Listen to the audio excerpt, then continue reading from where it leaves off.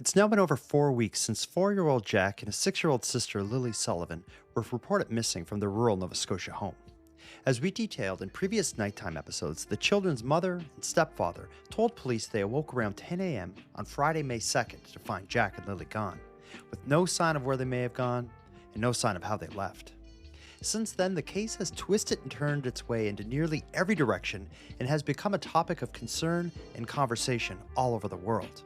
As expected, over the past week, the story has evolved in several significant ways. The children's stepfather, Daniel Martell, had shared details of the polygraph test that he's been calling for since public suspicion found their way directed towards him. The RCMP have clarified details of the timeline by answering the question many have had since the beginning. When were the children last seen by someone other than their parents? There were also several notable news reports that covered the case, and of course, there's been yet another wave of ground searching. In this episode, Madelayne Klein and I are going to talk our way through all of it and a whole bunch more.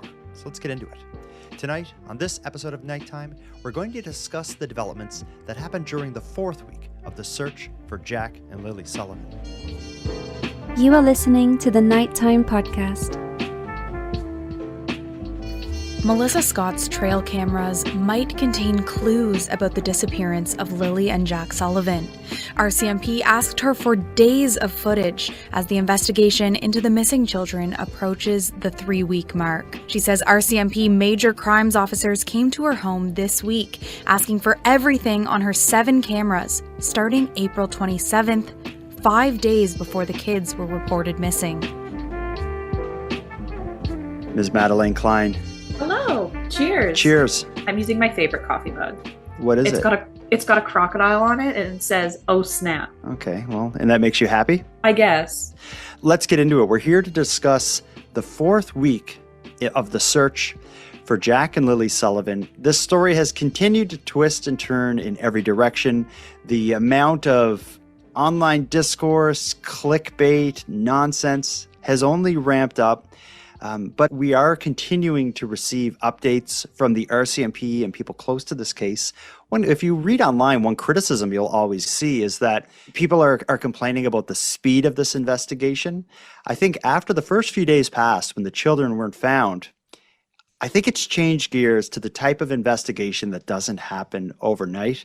And, 4 weeks does seem like a long time, but a rushed investigation is an investigation that ends in dropped charges or acquittals or retrials. And I think whatever's happening in this case, I think people are being very careful about it. But all that to say, what is your broad overview of 4 weeks into this case? Yeah, a month tomorrow. It's June 1st right now. I don't know. I've gone so back and forth on so many things about this case over the last 4 weeks. 2 weeks ago, 3 weeks ago, let's say, I thought we'll have answers in 2 or 3 months. And then a week later, I was like, oh no, they're going to solve this right away. So as of 2 weeks ago, I thought we would have answers by now. Mm-hmm. And we don't. Yeah. But I think one thing you and I agree on, at least, is that I think the idea that they wandered off and were just in the woods, in the area, the vicinity of their home, and search and rescue teams have just not been able to find them. Every day that passes, I feel like that outcome is less and less likely. But now new recent updates have me thinking, well, maybe they are. Every time we do one of these weekly updates, there's all this stuff that makes it seem like the investigation is turning in a different direction, but then it just finds a way to go right back to the beginning. That's what will happen tonight. But I think we now have enough updates that we can really get a good look at how the RCMP is tackling this case. But I think what's confusing is they're not just tackling it from one direction. I think while the major crimes team is doing the more traditional style police investigation behind the scenes, it's almost like there's a whole separate investigation that is searching for children who wandered off. So I think there's kind of dual things happening. And when you look at the updates, I think you'll see that. So let's get into it here. Where we left off last week, the most significant update was the RCMP's request for trail cam footage from a home in a neighboring community. Aside from the distance between the children's home and the location where the trail cams were, what made the request so surprising is that the RCMP specifically requested footage that covered the days prior to the children being reported missing. But if you remember, the children were reported missing on Friday, May 2nd, but they didn't attend school on the Wednesday and Thursday prior to that. And of course, they wouldn't have been at school on Friday. Because of that, from the beginning, many have questioned the parents' version of the story and speculated that maybe something happened to the children before they were reported missing. And it seemed like the RCMP investigating the timeline prior to the missing persons report only fueled those theories. Well, it seems now that the RCMP have tried to cool that fire with a press release that clarifies the timeline of the children's disappearance by revealing exactly when the kids were last seen by someone other than family. Before we play the clip of the RCMP's press release on the case, something we've talked about from the beginning is, and I think even in our probably 15 minutes into our first episode on this case, we said ourselves, I would just really like to know when the kids were seen by someone other than their parents. It's unusual that they weren't in school for a few days prior. It's terrible timing and luck, the parents' part, I guess. Your kids go missing on Friday and no one's seen them since Wednesday. That's not a good look, right? Yeah, it's almost like, someone, your enemy is murdered and the cop's like, where were you last night? And you're like, well, I was home alone on the couch watching a movie. My phone was dead, so I wasn't using that, and nobody see me. And it's like, if that's the truth, you must just be like, oh my God. This is like the parent of a missing child equivalent to that. But all that to say, of course, that discussion about when exactly they were seen by someone other than the parents, that's been brewing for ages. When the news came out last week that the RCMP were getting trail cam footage in the days prior to the disappearance of the children being reported, that discussion only ramped up. I believe that's why the RCMP did this press release we're going to listen in on here. As the missing persons investigation into the disappearance of Lilly and Jack Sullivan continues, we are appealing to the public for additional video footage. Investigators have collected hours of video from areas surrounding Lansdowne Station.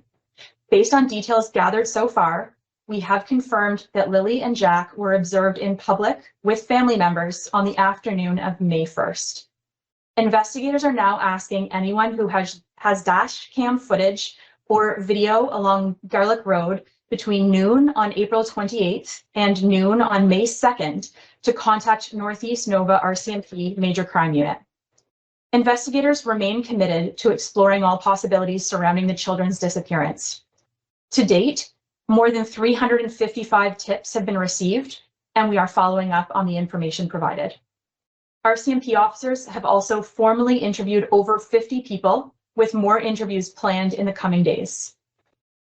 Investigative work is ongoing following the large-scale ground and air search that began immediately after the children were reported missing on May 2nd.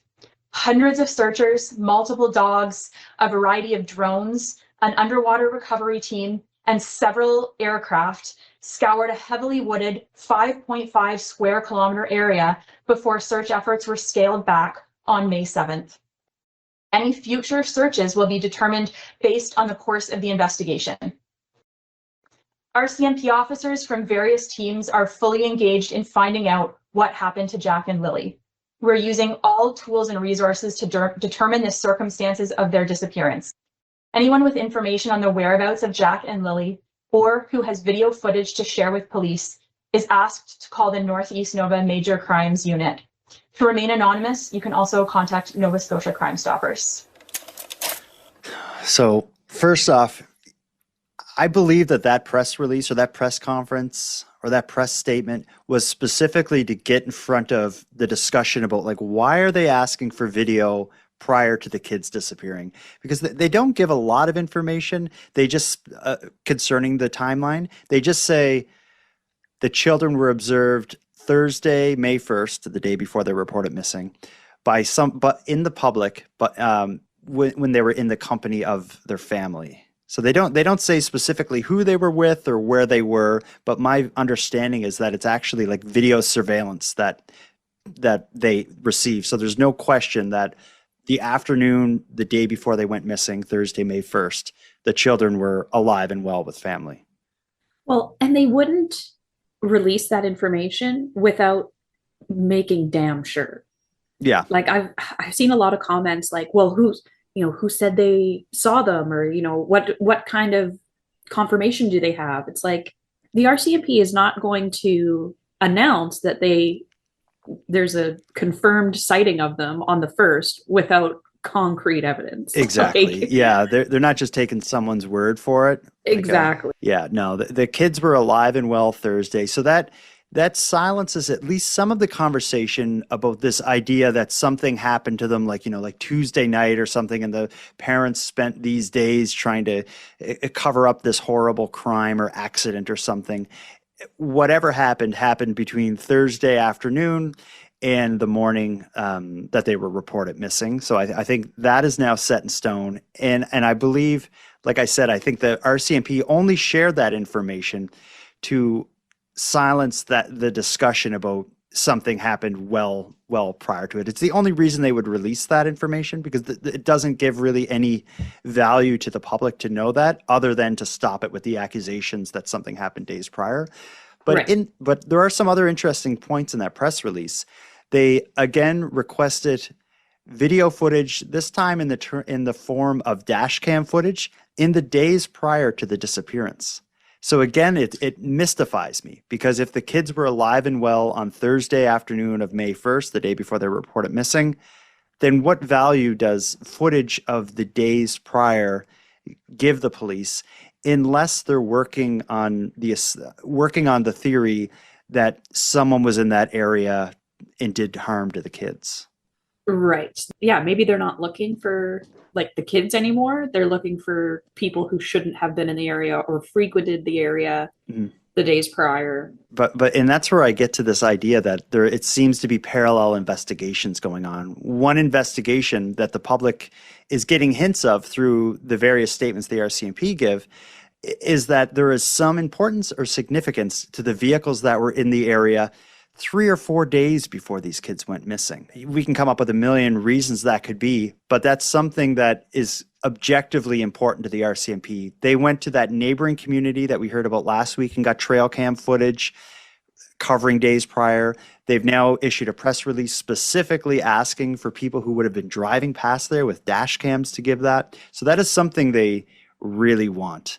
And how that fits into all this is a mystery, but I guess we don't know what direction that's going to go the days prior, what significance that's going to play, but there is some significance. Some other things in the press conference that were interesting was a glimpse at, I guess, just the state of the investigation. It sounds like they're now nearing 400 tips from the public about the case that are all being investigated. And they've also said, not that they're going to do, but they have conducted upwards of 50 interviews, with more scheduled. So this is a serious investigation. Well, and I'm wondering if this is because it's such a high profile case, maybe this is just them dotting their I's and crossing their T's and trying to go down every avenue they possibly can just to essentially shut people up about the many rumors and all the speculation going on. It could be, but these they describe them as 50 like official interviews, which doesn't seem like just asking a couple questions. I'm expecting these to be like sit down interviews, taking notes. Yeah.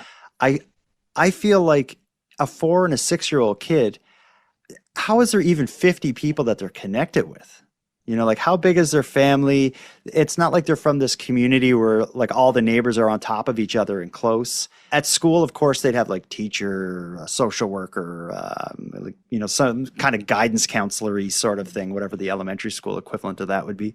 I just think 50 people. That's a wide net to be casting with plans to do more. But remember, they have to follow up on every tip they receive. So maybe some of those interviews are from random tips that they've gotten about people that really have nothing to do with the case. That's possible, yeah. So, yeah, I don't know. It's The strange. other it's certainly strange. Another part of the news conference, and I want to just put a pin on this because we're going to come back to it.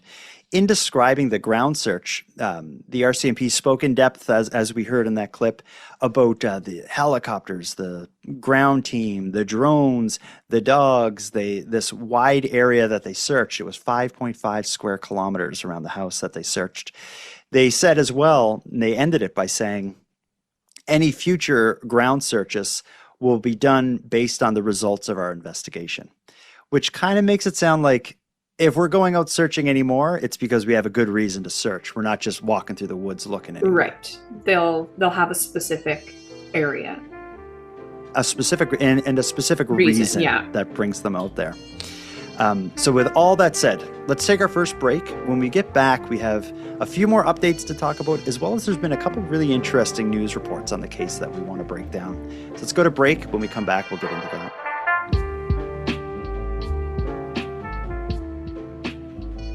Now, Madelayne, in addition to breaking down the week's developments, we've also been listening in on some of the more substantial news reports. A global news piece that I'm about to share is one such piece, as it features Jim Hoskins, who's a retired former Major Crimes Unit staff sergeant. He talked to Global News and shared his insight on the case. He's been following it closely since the beginning. So hearing like an insider, although he's retired, he has the background to understand what's making this unique. Let's listen to Jim Hoskins. They gave you a clue when they said no abduction. That's a big statement to make at this early in the game.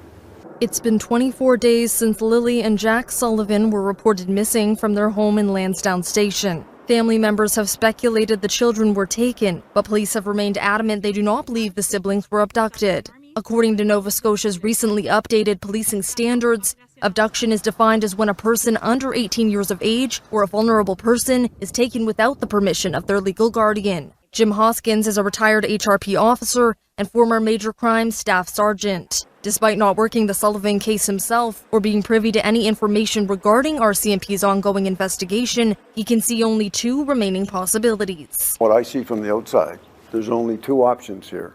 Criminal involvement, search, they haven't found them yet. They legitimately got lost in the woods. I felt, okay, let's give them a couple of days to see if these kids are just wandered off, because they're only 6 and 4. So are they lost? They'll find them, maybe. If not, let's see how far it goes. And I says, and if it goes beyond 2 or 3 days, uh-oh. That was my reaction. What's next? Uh-oh. A feeling felt across the province that could be driving public obsession with this case. Canada in 2024, there were just over 30,000 cases of missing children. The vast majority of those cases involve runaways, or they involve teens. And actually about 90% of those cases are resolved within a 1-week period. So anytime cases deviate from that, right, I think that is going to draw in the public. And of course, there's the public's desire to see it resolved. Despite rumors online of criminal motives and cover-ups, Lilly and Jack's stepfather, Daniel Martell, has refuted all claims of his involvement, offering to take a polygraph test. And Hoskins says there's still a chance the children are close by. You can't write it off and say they're definitely not in the woods. I can still say you can get overlooked. You can overlook bodies. Searchers were back in the woods near the home a week ago, but there have been no significant updates since. In all his years as a police officer, Hoskins says what strikes him most is the probability of something like this happening. It's bizarre. If you ask me what was bizarre, I'd say, in this case, 2 with this particular family. 2 are gone. Even in listening to him, you can hear him kind of going back and forth between, what makes sense and what doesn't. But I think I agree. I have share a lot of the same feelings as him. As it's, after the first 2 or 3 days when they weren't found, I was thinking, this is not looking good. But they could still be out there, and they're still searching as if maybe they're out there, and that would make sense if maybe they were missed. But then again, it's 2 kids, not 1. So it's so conflicting to go to let yourself to think through what's logical and possible in this case. Well, and the fact that nothing has been found, no trace of them. Yeah, I think everybody has a hard time dealing with that. And one thing we know for sure is that the search in the woods surrounding the children's home isn't over, and we'll get into that a little bit later. I want to move on to the next development. In this one, anything that involves the children's stepfather, Daniel, or mother, Malaya, speaking to the press is interesting. Malaya, we've talked about many times, is she's only really had one press appearance, where it's Daniel is the one who is doing all the media on behalf of Lilly and Jack, it seems. And a lot of his media lately is not only calling for support and advocacy from people, but it's defending himself. We heard it last week. He defended himself against the allegations being made against him online.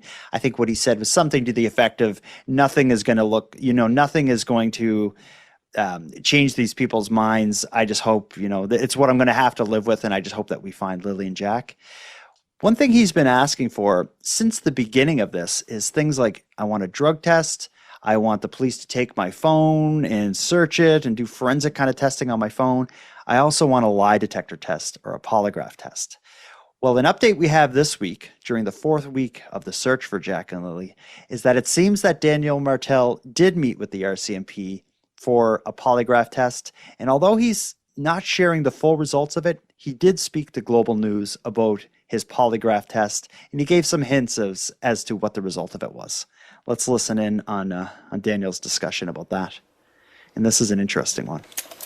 Just over a week ago, the road behind me was still swarming with search and rescue personnel as RCMP resumed their ground search for 6-year-old Lilly and 4-year-old Jack Sullivan, who first went missing 3 weeks ago in Lansdowne Station. Now, this has been a story that has dominated headlines across the country and beyond as people speculate and wonder about what could have happened to these two missing children. The children's stepfather, Daniel Martell, says he has been interviewed extensively since Lilly and Jack were first reported missing. You mentioned last time we chatted that you'd offered to do a polygraph test. That is correct. Has that already happened? That has happened. Right. And did you get results from that yet? I do have results, and I don't know if I can share those results, but they were good in my favor, we'll say that. Martell says he is glad the police have put out the additional call for footage and is again asking anyone with information to come forward. Despite not having had contact with the children's mother, Malaya, since May 3rd when she left the search area, he says an RCMP liaison has been assigned to keep them both informed as the investigation progresses. Trust the RCMP word, and I mean, you don't have to trust my word, but I'm the only one doing media for Jack and Lilly, trying to keep the story alive and get them found. According to RCMP, any future searches will be determined based on the course of the investigation. So that's an interesting news piece. We really have two different stories that come out of that. One is the polygraph. He did take a polygraph according to him. Although he didn't share the results, he sure gave a pretty strong hint as to what the results may have been. Were you able to maybe read between the lines of what he was saying? Oh yeah, he passed with flying colors. I just don't know why he bothered saying, like, I don't think I can say it, but let's just say it was good in my favor. It's like, okay, well, you just said it. A polygraph test, for what it's worth, he took it, and according to him, I guess it seems like it worked out well, which probably means that he passed it. But even saying, like, passed the lie detector test doesn't mean someone isn't involved in something. It just means that the test didn't find any evidence of them being deceptive. Right. But even if the tests even work, there's a big kind of asterisk at that, because a lot of people think of it as a pseudoscience. But regardless, it's what it tells me is Daniel seems to be trying to do everything he can to clear his name. He's on the news talking all the time. We do know that his phone was given to the RCMP. He took a polygraph, for whatever that's worth, and the results seem to be favorable for him. But I don't know what else he can do. Even if they weren't, because a polygraph isn't admissible in court, let's say he failed the polygraph, is that even grounds to make an arrest, like legally on the RCMP's part? No, exactly. So it's just like a bluff. It's something where I want to interview you, but I want to put you off guard. So I'm going to do it in the guise of a lie detector polygraph test. And I think it's just a way that the RCMP will make an interview even more intense. Like if I want to ask you, if you have a potential roommate, let's say, coming, or a tenant for your apartment that's going to be, someone's going to be renting your apartment, you have a tenant coming over, you just ask them a few questions, they'll answer it. And maybe you can get a good sense of if they're a good tenant or roommate or whatever. But if you're like, let's sit down, I'm going to hook you up to this polygraph machine, it'll tell me if you're lying. They're just like, whoa, okay, like what the hell? Like that's kind of what it's used for. It's just to scare bring up the tension. It's just, it's like a pseudoscience that kicks the hornet's nest and really ramps things up. But anyway, for whatever it's worth, a lot of people have been saying, why doesn't Daniel why don't the police give Daniel a polygraph? Seems like they did, and it seems like there was no evidence of deception. We don't know what the questions they asked were. I'm sure one of the questions, if this even did happen, and I have no reason to think it didn't. It's not coming from the RCMP, it's coming from him. But if it did happen, one of the questions were probably, getting him to repeat the timeline of when the children were last seen. There was probably a direct question. Did you have any involvement in the children going missing? Was there foul play involved in the disappearance of the children? Did you and Malaya oversee the disappearance of the children? Are you covering something up related to the disappearance of the children? I imagine it was questions like that. For sure it was. And the more he talks, the more I trust him. Like the less suspicious he seems to be. Because if at this point, if he's lying, he is going to go down as like one of the world's best sociopaths. Because I don't know. I really don't think he had anything to do with it now. Yeah. I feel each day that passes, I feel more and more like he's being honest and sincere and genuine, in that he's really stepping up as a stepfather for these kids. He says himself, and we'll talk about the second aspect of that news appearance by him. He gives more information on his breakup with Malaya. As he says himself, he said, I'm the only one here doing media for Jack and Lilly, and I'm trying to keep the story alive. And I think that's honest. Like the polygraph built into my brain, he found no signs of deception in that statement. He has every justification to not appear on the news all the time. Totally. And he is helping keep the story alive, because by him appearing and talking, it triples, if not quadruples, if not 10 times the amount of views that any news report's going to get. Because the headline can now be Stepfather says, rather than RCMP says. Well, and I wonder if he was responsible in any way for Lilly and Jack's disappearance, I feel like they would have figured him out by now. Like it's been a month. If he didn't have anything to do with it, at this point they would have figured it out. We get a bit of information on the status of him and Malaya. They have not spoken since the day after the disappearance, by the sounds of it. And it seems like the RCMP kind of has someone who's keeping them both informed of the investigation. So when there's a development, well, I'd hope so. Yeah, I guess they're calling Malaya, calling Daniel, and I wonder if it's the cops saying maybe don't speak to each other. If she's got a lawyer that's just saying shut up for now, lay low. This is all speculation on my part. Why? Yeah, of course, but it just seems like that would all be so unnecessary if it's just a missing persons case. Yeah, I don't know. A missing persons case, as if a children wandered away case. It just seems like such overkill and unnecessary. But there's so much public speculation. So I wonder if it's just if they would do that just to cover their own ass.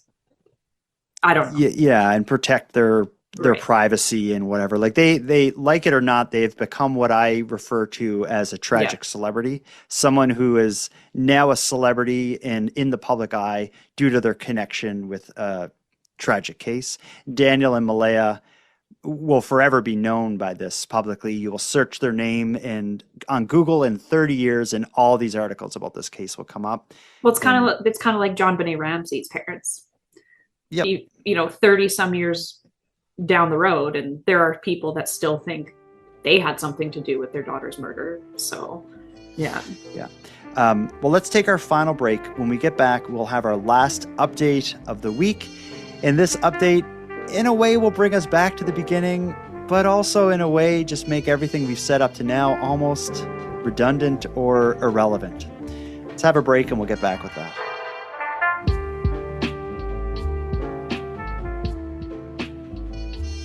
All right, Madelayne, we can end our week of updates with what's probably going to come across as a rerun for some people.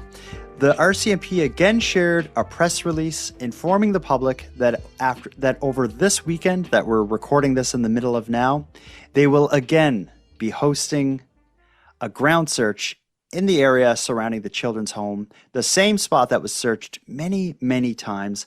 Let's listen to a short news clip about it, and then we can talk about what this may mean. Here it comes.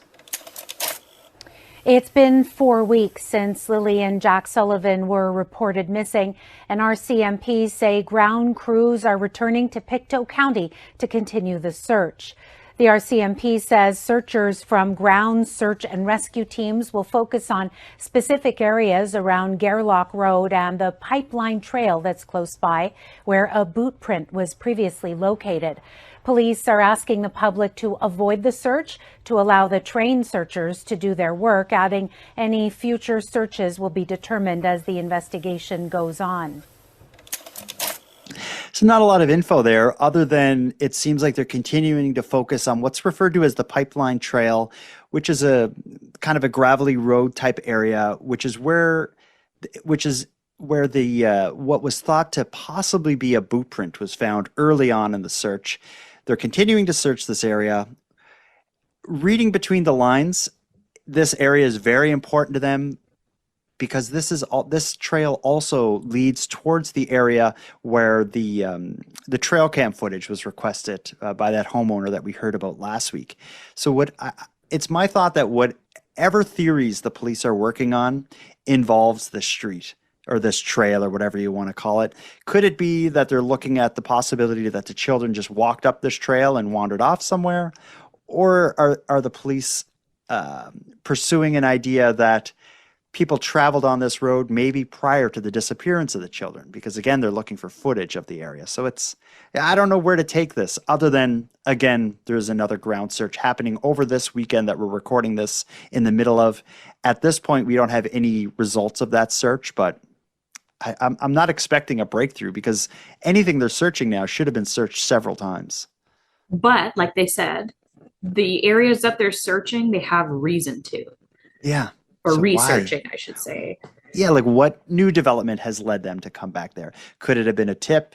Could it have just been they're not 100% sure in the success or the 100% sure of how conclusive the prior searches were?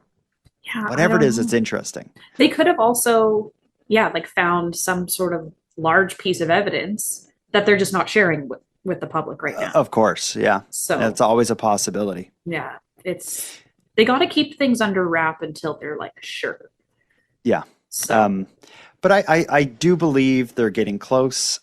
All of these developments point us to, we don't know what the theory is that they're working on, but it's clear that they're working on a theory because the communication from the RCMP has been pretty specific. We want footage of the days leading up to the disappearance, and we're searching on the ground in this specific area. So there is some theory that they're working on that involves the days leading up to the disappearance and this pipeline trail.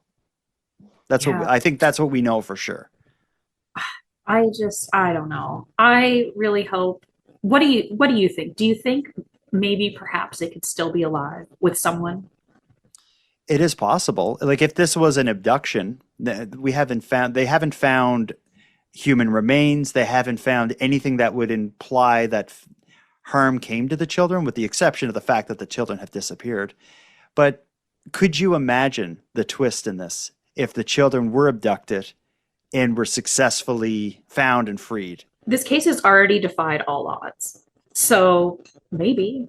And that would be the best solution at this point. The best outcome. That would be amazing. Oh, imagine. It is a possibility. It's like, and things like that have happened. This would be a very, very high profile instance of that if that's how this ends. But I think, like, I feel like that outcome is probably more probable than the children are found to have just met their end in the forest just behind their house. Like, I think it's just, the search has been so thorough. And I don't, like, a month on, I don't think they just missed them. Yeah, and we've kind of tracked this a little bit in our weekly updates, but when the first searches happened, there wouldn't have been leaves on the trees. No. And the grass and bushes and all that wouldn't have filled in. Now, a month later, it's like we're recording this on the 1st of June.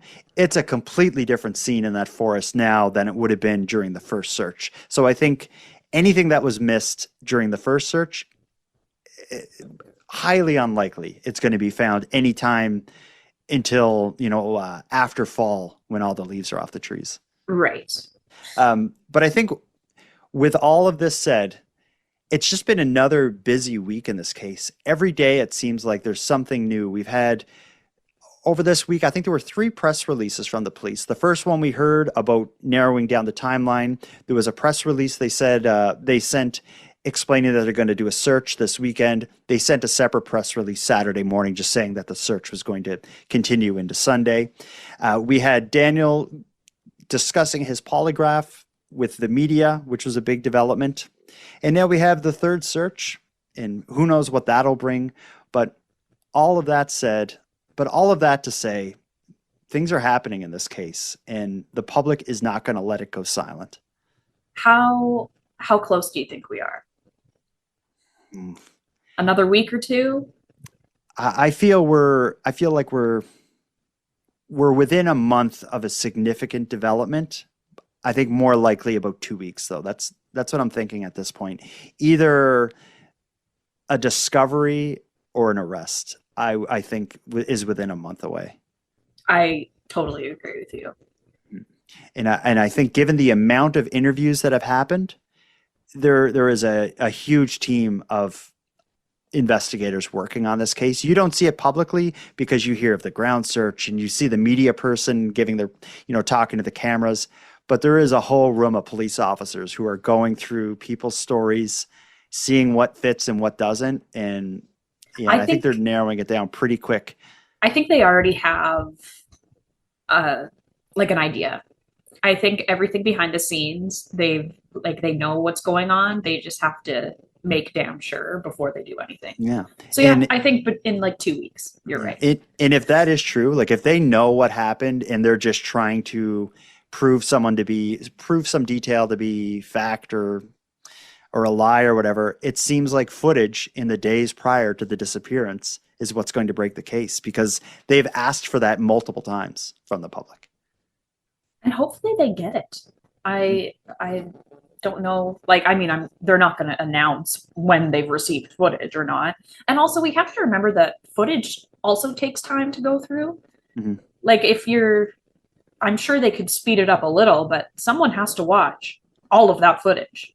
Yeah, hundreds of hours, I'm sure. But the thing is where this is such a rural area, remote area, what are the chances that someone was driving with a dash cam that's recording all day? Like most cars don't have a dash cam that's just always recording. You have like your backup camera and stuff, but like a dash cam that's just recording all the time. Most cars don't have that. Hopefully someone managed to pass through this community at the right time with that camera recording. But I guess, the police aren't going to tell us that they got it. No. But we'll know that they got what they were looking for when we hear that they solved the case.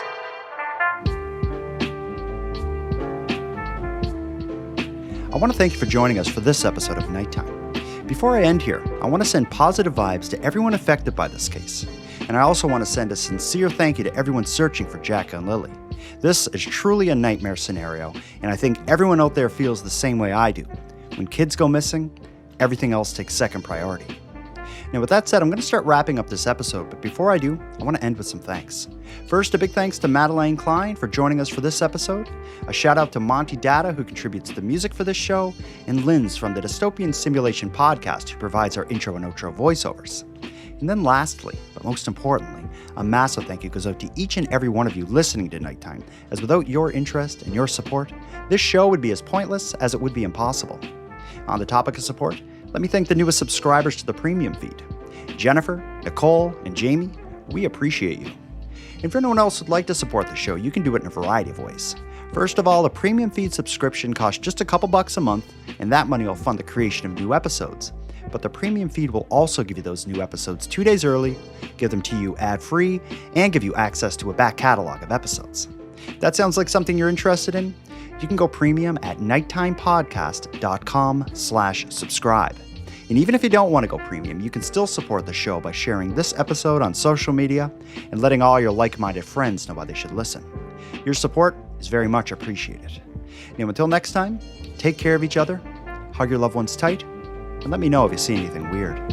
The Nighttime Podcast is written, hosted, and produced by Jordan Bonaparte.